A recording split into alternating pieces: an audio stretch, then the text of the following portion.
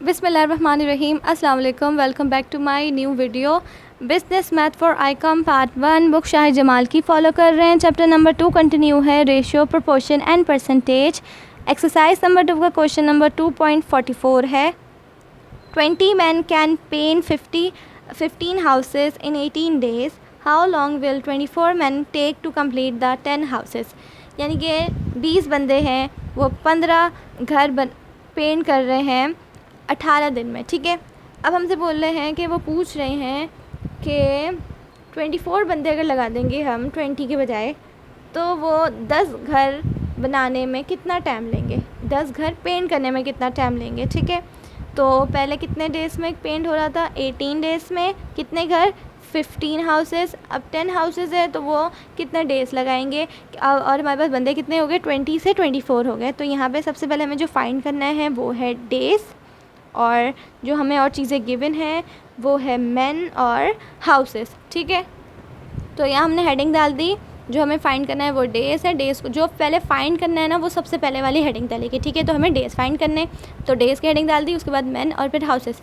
तो डेज़ हमारे पास पहले गिवन है, वो कितने डेज़ गिवन है, वो है 18। ठीक है, वो 18 डेज़ में कितने बंदे काम कर रहे हैं, 20, और कितने घर को पेंट कर रहे हैं, वो है 15 यानी कि 15।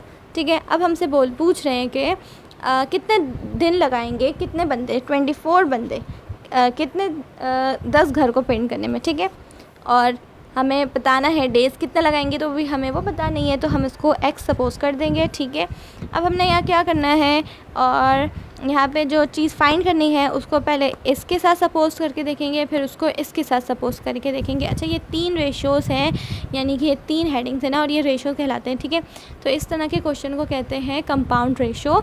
तो अब हम सबसे पहले क्या करेंगे, इसको इसके साथ सपोज़ करेंगे, यानी कि अगर 18 डेज़ में 20 बंदे काम कर रहे हैं, तो हमने क्या किए, बंदे बढ़ा दिए। हमने क्या किए, बंदे बढ़ा दिए ना।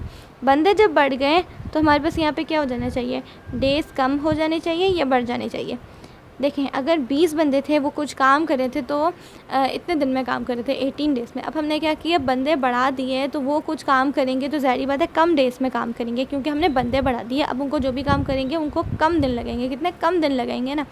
अब हम खुद सोचें, अगर हमारे पास कोई काम है, हमारे पास दिन ज़्यादा है, तो हम इसको बहुत आराम से कर सकते हैं ना। अगर हमारे पास दिन कम है, और हम एक ही, अगर हम अपने साथ 1-2 बंदे और बढ़ा लेंगे, तो हमारे वो कम दिन में ही काम जल्दी निपट जाएगा, है ना। तो इसी तरह हमने यहाँ क्या, बंदे बढ़ा दिए, तो हमारे पास क्या हो गए, डेज़ भी, यहाँ पे डेज़ क्या हो जाएंगे, यहाँ पे डेज़ कम हो जाएंगे, और यहाँ पे बंदे बढ़ गए, यहाँ पे डेज़ क्या हो जाएंगे, कम हो जाएंगे। ठीक है, तो ये हमारा क्या कहलाएगा, इन्वर्स प्रोपोर्शन कहलाएगा। तो ये कहलाएगा इन दोनों का इन्वर्स प्रोपोर्शन, क्योंकि यहाँ हमने बंदे बढ़ाए तो यहाँ पे डेज़ क्या हो जाएंगे, कम हो जाएंगे। ठीक है, अब हमने मेन और डेज़ का तो देख लिया, अब हम डेज़ को हाउसेस के साथ देखेंगे। ठीक है, तो यहाँ पे 15 हाउसेस पेंट हो रहे हैं कितने डेज़ में, 18 डेज़ में। अब हमने क्या किया, यहाँ पे घर को कम कर दिया। ठीक है, यानी कि 15 से 10 कर दिए, 10 कर दिए ना, 10 कर दिए, तो मतलब यहाँ पे हाउसेस कम हो गए, तो क्या उतने दिन लगाएंगे, उससे ज़्यादा दिन लगाएंगे, या उससे कम दिन लगाएंगे पेंट होने में। जब हमने यहाँ हाउसेस कम कर दिए, तो ज़ाहिर बात है यहाँ पे डेज़ भी कम हो जाएंगे, यानी कि डेज़ भी कम हो जाएंगे। तो ये इन दोनों का आपस में कौन सा प्रोपोर्शन हुआ, डायरेक्ट प्रोपोर्शन हुआ, क्योंकि यहाँ पे हाउसेस कम हुए तो यहाँ पे डेज़ कम होंगे। और डेज़ और मैन का कौन सा प्रोपोर्शन हुआ, इन्वर्स प्रोपोर्शन हुआ। कैसे इन्वर्स प्रोपोर्शन हुआ, क्योंकि यहाँ पे मैन क्या हो रहे थे, बढ़ गए थे, 20 से 24 हो गए, और यहाँ डेज़ क्या हो जाएंगे, यहाँ डेज़ कम हो जाएंगे। तो हम पहले इन्वर्स को किस तरह से शो करते हैं, एक एरो अगर नीचे जाएगा तो दूसरा एरो ऊपर जाएगा। क्यों, क्योंकि वो इन्वर्स है। ठीक है, और डेज़ और हाउसेस का क्या रिलेशन था, डायरेक्ट था ना, डायरेक्ट प्रोपोर्शन था, कि यहाँ पे अगर हाउसेस क्या हो रहे हैं, कम हो रहे हैं, तो यहाँ पे ये क्या हो जाएंगे, ये भी कम हो जाएंगे। और हमने इसको किस तरह से शो किया हुआ है, देखें, एक एरो नीचे जा रहा है ना, तो डायरेक्ट का क्या होता है, अगर एक एरो नीचे जा रहा है तो डायरेक्ट के दूसरे वाले का भी नीचे जाएगा। ठीक है, तो ये क्या हो गया, आपस में ये दोनों क्या हो गए, डायरेक्ट हो गए, और ये दोनों क्या हो गए, इन्वर्स प्रोपोर्शन हो गए। ठीक है, तो यहाँ मैंने आप लोगों की आसानी के लिए लिख भी दिया, inverse proportion between days and man, यानी कि इन्वर्स प्रोपोर्शन किसके दरमियान है, डेज़ के और मैन के। ठीक है, और डायरेक्ट प्रोपोर्शन किसके दरमियान है, डेज़ के और हाउसेस के। ठीक है, अब हमने इसको रेशियो की फॉर्म में लिखना स्टार्ट करना है, और यहाँ याद रहे कि हमारा जो अभी आंसर आएगा यानी कि डेज़ जो आएंगे वो किस वैल्यू के हिसाब से होंगे, इस वैल्यू के हिसाब से यानी कि इन्वर्स के हिसाब से होगा, यानी कि इन्वर्स प्रोपोर्शन के हिसाब से होगा या डायरेक्ट प्रोपोर्शन के हिसाब से होगा।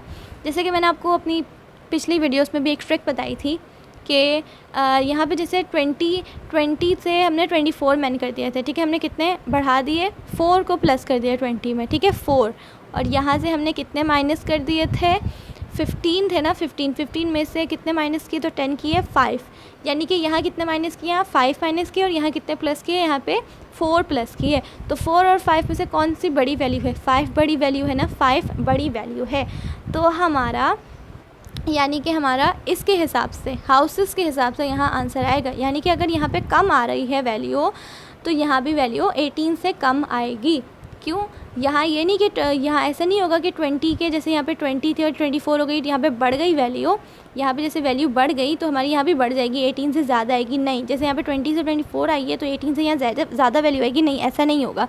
यहाँ पे ऐसा होगा कि 15 से जैसे 10 हो गई, जैसे यहाँ वैल्यू कम हो गई तो यहाँ भी वैल्यू कम होगी। क्यों, डायरेक्ट प्रोपोर्शन के हिसाब से क्यों क्वेश्चन आएगा, क्योंकि जैसे मैंने आपको बताया यहाँ पे वैल्यू हमने कितनी प्लस की थी 4, और यहाँ पे कितनी माइनस की थी 5, और 5 और 4 में से देखना होता है, यानी कि इस दो वैल्यू जो होती है ना हमने उसकी देखनी होती है कि हमने कहाँ से कितनी वैल्यू माइनस की या प्लस की, तो हमने उन दोनों वैल्यू को जहन में रख के देखना होता है उन दोनों में से वैल्यू कौन सी बड़ी है, और जो वैल्यू बड़ी होती है और वो जहाँ आ रही होती है उस हिसाब से हमारा क्वेश्चन आता है, ठीक है। तो हमारा यानी कि हाउसेस के हिसाब से यानी कि डायरेक्ट प्रोपोर्शन के हिसाब से हमारा क्वेश्चन आएगा, आंसर आएगा, ठीक है। अब हमने इसको रेशो की फॉर्म में लिखना स्टार्ट करना है। x को फाइंड करना है तो x से वैल्यू लेना स्टार्ट करेंगे, x इज़ टू 18 कर देंगे, ठीक है। फिर ये बराबर इन दोनों के, तो इक्वल टू ये दोनों पहले आपस में कौन सा प्रोपोर्शन है, इन्वर्स में क्या करते हैं कि अगर एक नीचे से लेते हैं तो दूसरी वैल्यू ऊपर से लेंगे, ठीक है। तो यहाँ पे हमने नीचे से ली तो यहाँ से दूसरी ऊपर से लेंगे, तो 20:24 हो जाएगा। और ये आपस में कौन से है, डायरेक्ट में क्या करते हैं, एक नीचे से लिए तो दूसरी भी नीचे से लेंगे, तो ये क्या हो जाएगा 10:15, ठीक है। डायरेक्ट में क्या होता है, एक नीचे से लिए तो दूसरी भी नीचे से ले जाएगी, और ये आपस में दोनों क्या हो रहे हैं, मल्टीप्लाई हो रहे हैं, तो यहाँ मल्टीप्लाई का साइन लग जाएगा, इक्वल टू x/18, x/2 को हम ऐसे x/18 भी कर सकते हैं, ये 20/24, ठीक है, और मल्टीप्लाई बाय 10/15।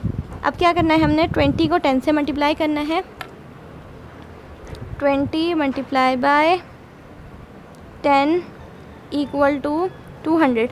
ये वैल्यू वैसी रही, x/18 ऐसी रही, इक्वल टू 20 को 10 से किया तो ये आया 200।